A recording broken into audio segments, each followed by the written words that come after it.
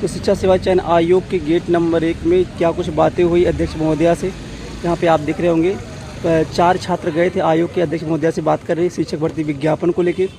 रजत सिंह हो गए, राहुल सर हो गए और 2 और अन्य कैंडिडेट थे। एक बार वीडियो को शेयर कर दीजिए। ये गेट नंबर 1 की तस्वीर है गेट के अंदर। अब क्या कुछ जानकारी मिली अध्यक्ष महोदया के माध्यम से, उसकी जानकारी अभी आपको दी जाएगी।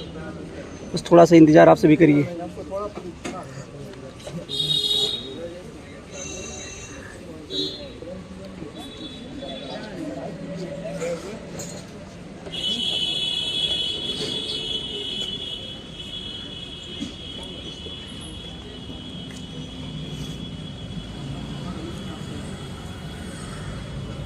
तो ये छात्र गए थे आज शिक्षक भर्ती विज्ञापन की मांग करने के लिए आयोग के अध्यक्ष महोदया से। तो यहाँ आप सभी देख रहे होंगे अभी आधी घंटा पहले आयोग के अध्यक्ष महोदया से क्या बात हुई, इसकी जानकारी अभी आपको मिलेगी। जैसे ही आयोग के अध्यक्ष से क्या बात हुई उसकी जानकारी आपको रजत सिंह देंगे। अभी अंदर ही गेट के अंदर ही हैं, आप सब देख रहे होंगे शिक्षा सेवा चयन आयोग के गेट नंबर 1 के अंदर ये 4 छात्र गए थे, जिनमें एक रजत सिंह थे और एक राहुल सर थे और 2 अन्य कैंडिडेट थे। ये 4 छात्रों की टीम गई थी आयोग के अध्यक्ष महोदया से बात करने के लिए। क्या कुछ बात हुई उसकी अपडेट अभी आपको कुछ ही पलों में देखने को मिलेगी। तब तक आप चैनल पर नए हो तो चैनल सब्सक्राइब कर लें और शेयर भी कर दें ग्रुपों में। कि आप एक बैठक बेसिक विभाग के साथ तत्काल रखिए और उस बैठक में आप ये तय करिए और उनसे कहिए, प्रस्ताव रखिए कि हम क्या 2026 के अंदर कितने पदों पर भर्ती और कब तक भर्ती और कब तक अध्याचन आयोग के पास आएगा। तो जिसको लेकर के इस चीज़ पे हमारी उनकी सहमति बनी, क्योंकि इस चीज़ का जवाब आज तक हमें ना मिल पाया, ना इस चीज़ का जवाब कोई वो स्पष्ट रूप से देते हैं। आपने देखा होगा कि इससे पहले भी उन्होंने हम सबको 10 दिन का समय दिया था और उससे पहले हम सबको 1 महीने का समय दिया था। कहीं ना कहीं ये जो इस तरह का आश्वासन दिया जाना कहीं ना कहीं हमको लगता है कि एक प्रकार से बच्चों में नाराज़गी का विषय है। इसीलिए हम सब ने तय किया कि आयोग से हम अपना ये प्रस्ताव बेसिक विभाग से आज आपको आयोग के अध्यक्ष की तरफ से बुलाया गया। जी, बेशक उन्हीं के द्वारा ये प्रस्ताव था। तो उसमें क्या बात निकल आई, आप लोग के धरने को लेकर के क्या रूपरेखा रहेगी जो बात? देखिए, जो आयोग की अध्यक्ष महोदया ने पहले ही इस आंदोलन को लेकर के पत्र लिख दिया है और उनके द्वारा लगातार ये दबाव बनाया गया है कि आंदोलन को यहाँ से तत्काल हटाया जाए, क्योंकि टीजीटी पीजीटी का पेपर लगा हुआ है, हायर की परीक्षाएं हुई हैं।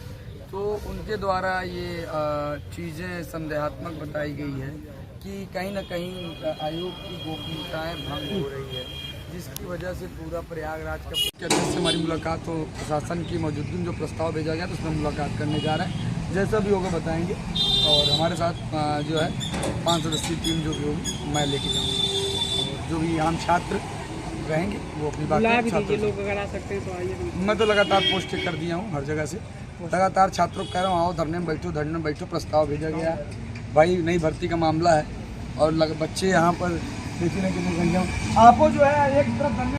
तो उनके द्वारा ये चीज़ें संदेहात्मक बताई गई है कि कहीं ना कहीं आयोग की गोपनीयताएं भंग हो रही है, जिसकी वजह से पूरा प्रयागराज का प्रशासन पूरे दबाव में है और इस दबाव की वजह से कहीं ना कहीं हमको ऊपर इतना दबाव बना दिया गया है, क्योंकि छात्र बहुत कम है धरने पर, क्योंकि जो छात्र है वो केवल महाधरने पर ही हुजूम के साथ आता है और आज अनवरत धरना है और यहाँ संख्याएं कम है। प्रशासन आप देख रहे होंगे बहुत ज़्यादा है, तो हमको पूरा उम्मीद है कि प्रशासन इस दबाव में धरने को या तो समाप्त कर सकता है या तो हमको लगता है धरना स्थल पर भेज सकता है। तो आपकी तरफ से क्या रुख है धरने को लेकर के? देखिए, समझदारी वही होती है जो आंदोलन चले और आंदोलन सफलतापूर्वक चले, क्योंकि हमको पता है कि 7 वर्षों में कि आंदोलन का दमन प्रशासन बहुत अच्छी तरीके से बाखूबी कर देती है, चाहे जितनी संख्याएं रही हो। तो फिलहाल अभी जितने हमारे पास संख्याएं ये हैं, इनके साथ जब तक लड़ा जाएगा, जब तक हमारा हौसला रहेंगे, हम सब तो धरने पर रहेंगे। जब तक हमारा हौसला है तब तक हम इस लड़ाई को लड़ेंगे। जब हौसला पस्त होगा फिर जहाँ प्रशासन भेजेगा वहाँ जाना पड़ेगा। राहुल जी, आप भी गए थे साथ में, क्या बात हुई है, क्या लगा है कि भर्ती को लेकर के कुछ सकारात्मक बातें अध्यक्ष ने कही है? हम लोग निवेदन किए हैं, अध्यक्ष महोदय ने बताई हैं कि एक अध्यक्ष रजत जी के तरफ से यही हुआ है कि भाई हमको बेसिक से एक मीटिंग आप करिए, जिससे कि उनको उनका मंशा क्या है क्लियर करेंगे तभी धरना समाप्त होगा। यही हम लोग खास बातचीत नहीं हो पाई।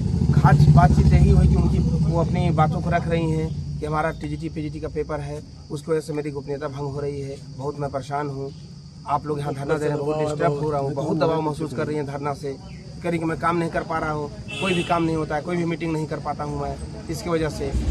तो ये कुल मिला के माना जाए कि अध्याचन को लेकर के और बेसिक के साथ बैठक की बात वो कर रहे हैं। 11वीं बैठक 11वीं बैठक 11वीं बैठक है, वो बैठक एक बार फिर तैयार होगी और इस बैठक में हम इस बार जो सवाल है हमारा, उन सवाल पे चर्चा होगा कि देखिए जो अध्याचन का ये जो खेल है, समय का खेल है, जो समय का पहिया है, ये 7 सालों का हो गया, केवल झूठे आश्वासन और कोरे आश्वासन से कार्य चल रहा है। इसलिए हमने एकदम साफ शब्दों में चीज़ें कही है कि देखिए 13 जून को जो महाधरना है वो तो हम सब बरकरार रखेंगे, वो जो महाधरने पे हम काम करेंगे, धरने पे अडिग रहेंगे और अभी भी धरना जारी रहेगा। धरना जारी रहेगा। बस हमने बिल्कुल, देखिए रजत सिंह है, लगातार इस धरने का ये नेतृत्व कर रहे हैं। और 2026 तक कितनी वो भर्तियां दे सकते हैं? ये मेरा सवाल है, क्योंकि पीएबी की रिपोर्ट के आधार पर 2026 तक 3 चरणों में भर्ती के लिए कहा गया है और अधिकारियों ने स्वीकारा है।